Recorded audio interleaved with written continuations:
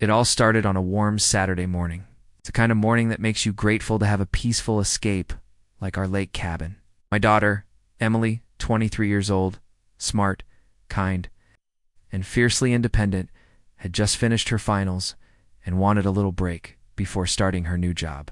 So naturally, she drove out to the lake cabin that's been in our family for over 2 decades. But here's the twist. About a year ago, I officially transferred ownership of the cabin to her. It was both a practical and sentimental decision. Loves the place more than anyone else in our family, and I wanted her to be able to maintain and enjoy it on her own terms. The paperwork was properly filed, the deed was in her name, and taxes had been paid on time ever since. No drama. At least not until Karen came into the picture now. Karen isn't her real name, but if you've dealt with HOA board members who think they run the world, you know exactly who I'm talking about. Karen had somehow gotten herself elected as president of the local HOA, even though our cabin technically sits just outside the HOA boundary. That never stopped her from trying to act like she ruled over our property too, so on that peaceful Saturday morning, Emily unlocked the cabin, stepped inside with her weekend bags, and went straight to the deck to enjoy the lake view. About 20 minutes later, while she was sipping iced tea, a white SUV pulled into our gravel driveway fast. You guessed it, it was Karen. She stepped out in her usual patrol mode outfit: visor, clipboard, HOA badge, lanyard, and a walkie-talkie. Like she was running a private security firm. Emily watched her march straight up the porch. Without saying a word, Karen started yelling before she even reached the steps. You can't be here. You're trespassing. This property is private and under HOA jurisdiction. Emily, calm but confused, replied, Actually, this is my family's cabin. I'm the legal owner, Karen scoffed. You're what, 20? You expect me to believe that you own this place? Emily, unfazed, walked inside and came back out with a laminated copy of the property deed. She had kept it handy ever since. Karen started acting up months earlier. Karen barely glanced at it before shaking her head. Anyone can fake a document these days. At this point, Emily thought she was bluffing, but no. Karen picked up her phone, dramatically dialed 911, said loud enough for the entire forest to hear. Yes, I need police dispatched immediately. There's a trespasser at 120 Lakeview. Drive, young woman, possibly on something. She's refusing to leave private property. I was still at home when I got a frantic call from Emily. I dropped everything and drove 45 minutes straight to the cabin. By the time I arrived, there were 2 sheriff's deputies standing on our porch. Emily looked calm, but clearly frustrated. Karen, meanwhile, was off to the side, arms crossed, smug as ever, like she had just saved the neighborhood. I stepped up and introduced myself. One deputy turned and asked, Sir, are you the owner of the property? I shook my head. No, but she is, pointing to Emily, and I can prove it. I pulled out my own copy of the deed and the legal transfer paperwork that had been notarized and recorded at the county office.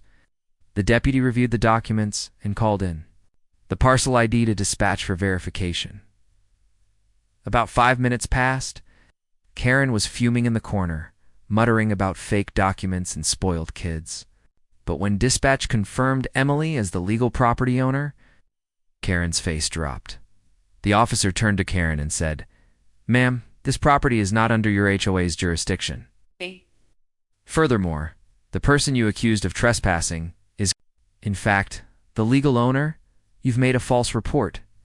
Karen immediately tried to backpedal. I was just looking out for the community. How was I supposed to know? The deputy didn't buy it. We've had multiple calls from this address about you making complaints outside of your authority. This needs to stop. And then, to our shock, he issued her a warning citation for filing a false police report. He made it clear that if it happened again, the next one would be a misdemeanor charge. Karen stormed off without another word, but it didn't stop there. I was done with her antics.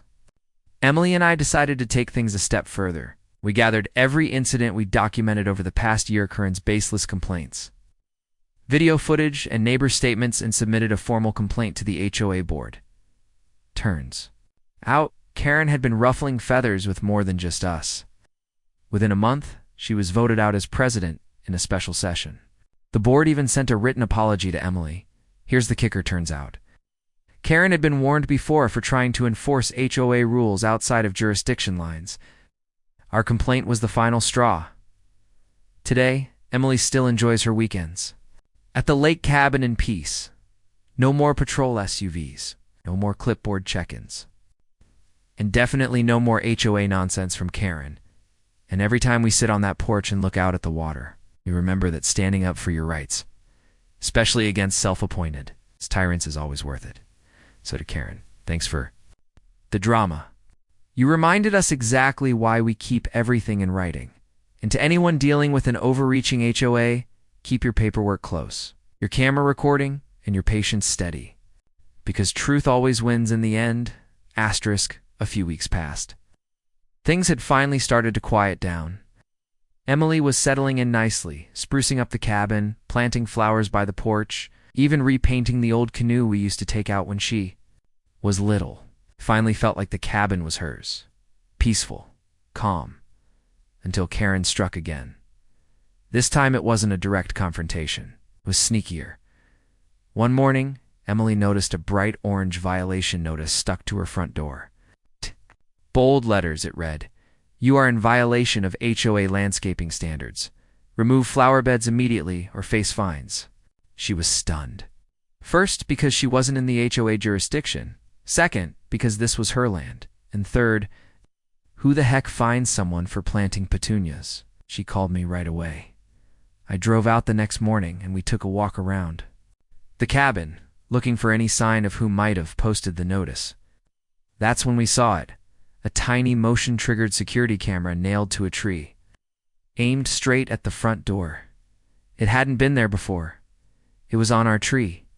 We followed the cable discreetly through the brush, and surprise, surprise, it led straight back to Karen's property line.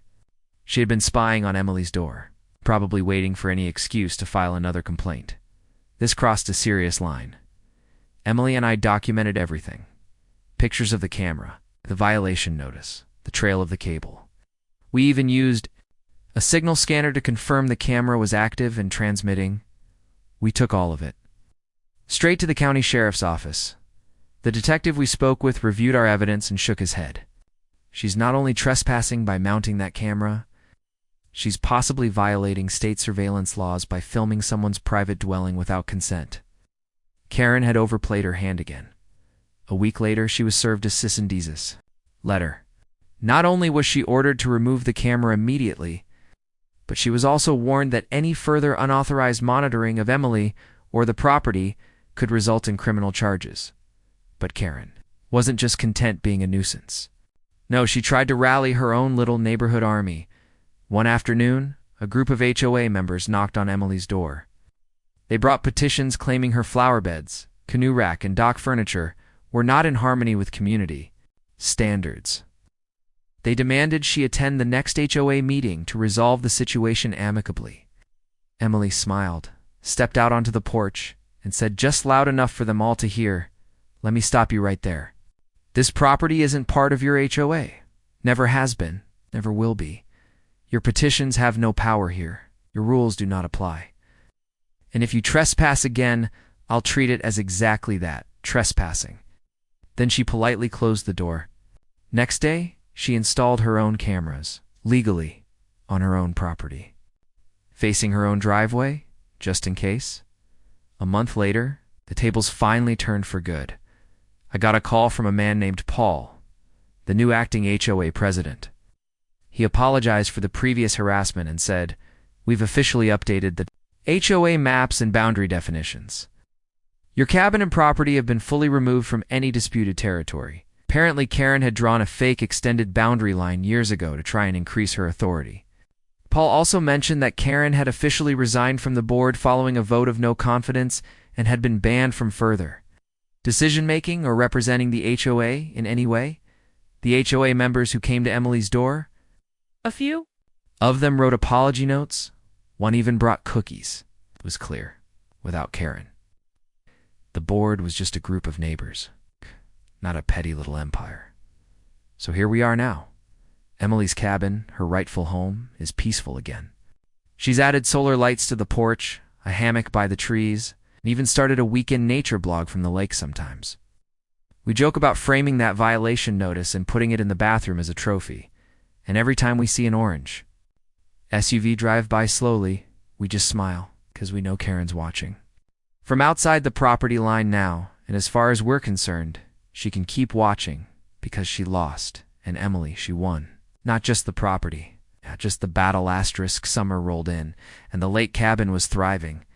Emily had finally gotten into a rhythm, weekends filled with kayaking, bonfires, and sketching out designs for a small garden shed she wanted to build behind the cabin.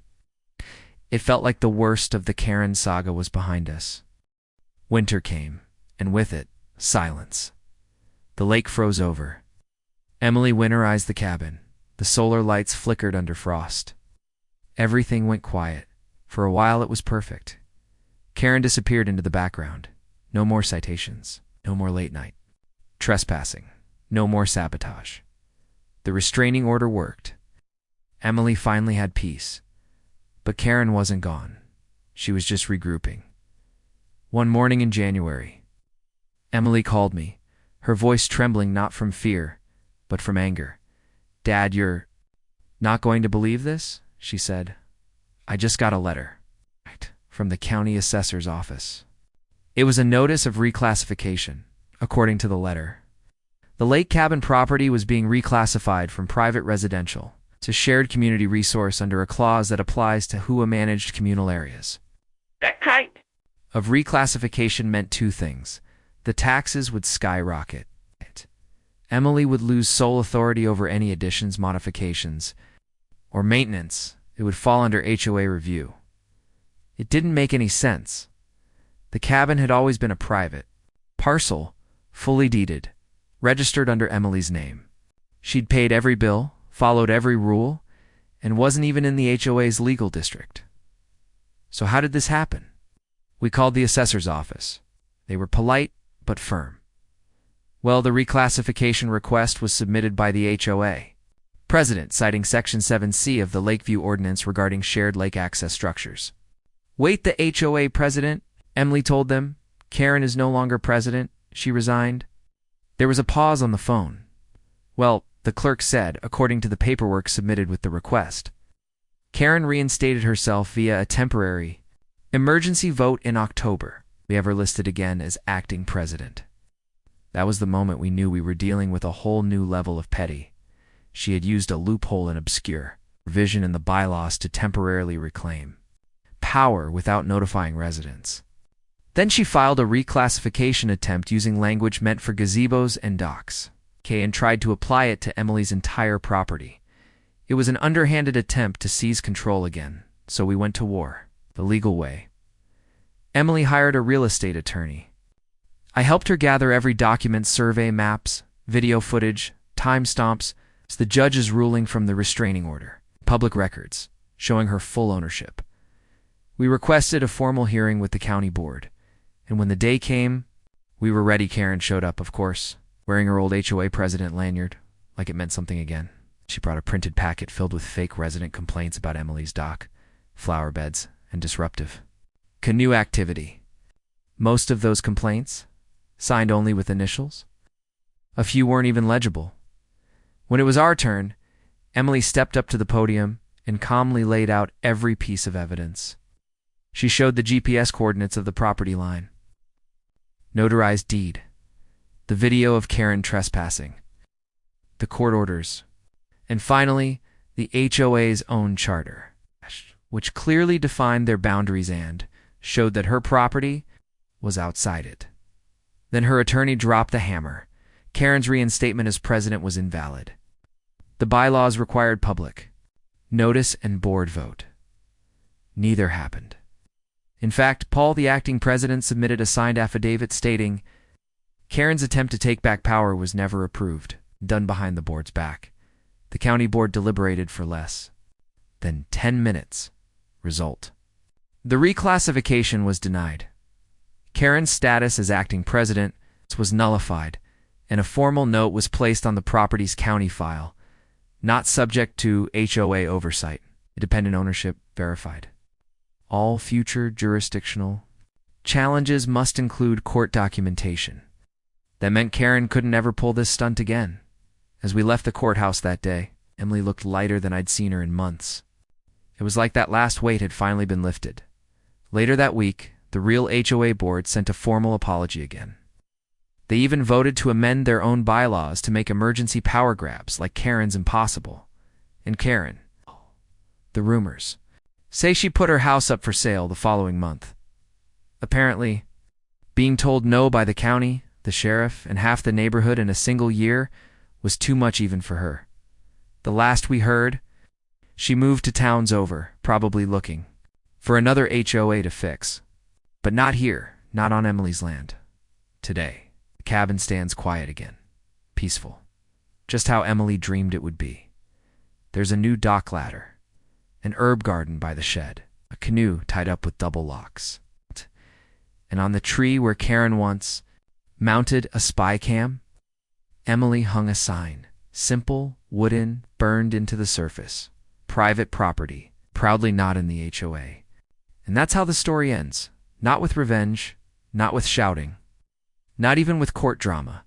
Just a daughter, on her land, living free. And a reminder that the best way to deal with a Karen is to beat her with facts, patience, and a hole. Lot of legal paper. Spring came early. The snow melted faster than usual, and the lake shimmered like glass by late March. Emily was back at the cabin, prepping for the new season. A little painting, a little planting. She was even planning to build a tiny guest house out back for friends and family. Everything felt right, until she got a letter in the mail. Not a certified one, not official. Slid into the cabin's mailbox with no return address inside. A notice of lien typed out. Sloppy formatting. Barely professional.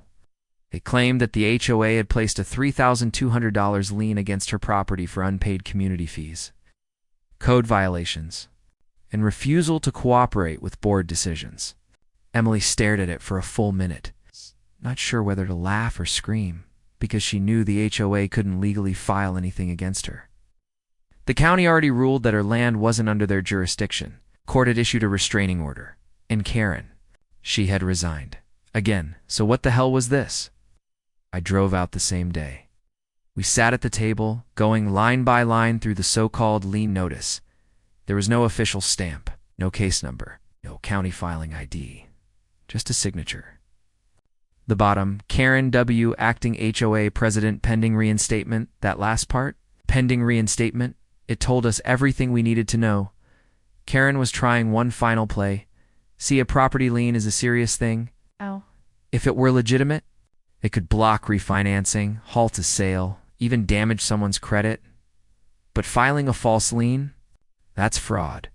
And Karen had crossed the line into criminal territory. So we took action. Again, Emily's lawyer filed a formal, fraudulent lien challenge with the county clerk. We turned over the fake notice, the prior rulings, and the restraining order. Within 48 hours, the county confirmed no lien was ever officially filed. The document had no legal standing. Karen had no authority to initiate or enforce anything. But we didn't stop there. We filed a police report. A detective was assigned to the case, and guess what? Karen had done this not just to Emily, but to 3 other property owners in the area. All outside the HOA boundaries, 2 elderly couples and 1 man who had refused to let Karen inspect his fence. She was caught, red-handed, forging notices and slipping them into people's mailboxes, trying to scare them into paying back dues for an HOA they didn't even belong to. It was mail fraud. It's document forgery and harassment all rolled into one. And this time, they arrested her. Karen was taken into custody and charged with multiple counts, including falsifying public documents and attempted extortion. She posted bail, but by then, the news had spread all over the neighborhood.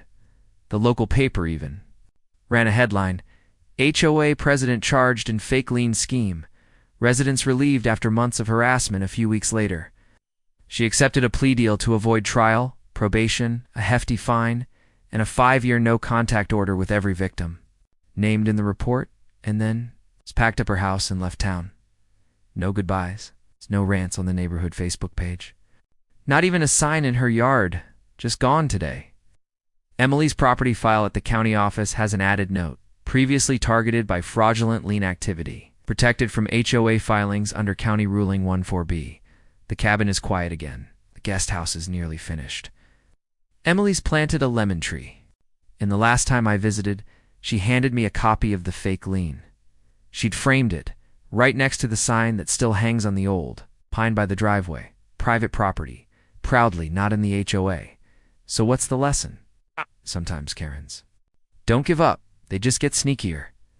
But if you keep your records, stand your ground, and know your rights.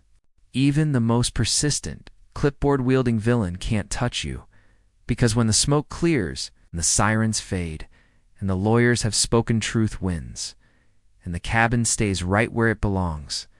Asterisk with Karen finally gone. Emily thought. The worst was behind her. No more fake liens, no more security cameras and birdhouses, no more surprise violations taped to her door. The spring air was finally peaceful. Neighbors started waving again. Real conversations replaced awkward glances. Some even apologized for staying silent while Karen ran her little HOA kingdom unchecked, and that's when Emily found out something surprising. She wasn't the only one Karen tried to control. One evening, while planting flowers near the dock, a woman in her 60s walked over from a nearby cottage. Her name was Darlene. She introduced herself with a shy smile and said, "I've been watching all this from a distance. And thank you." Emily looked up from the garden bed, confused. For what? Darlene hesitated. For standing up to Karen. Most of us didn't know how, or we were afraid. Turns out Karen had spent years quietly bullying the community, using obscure bylaw.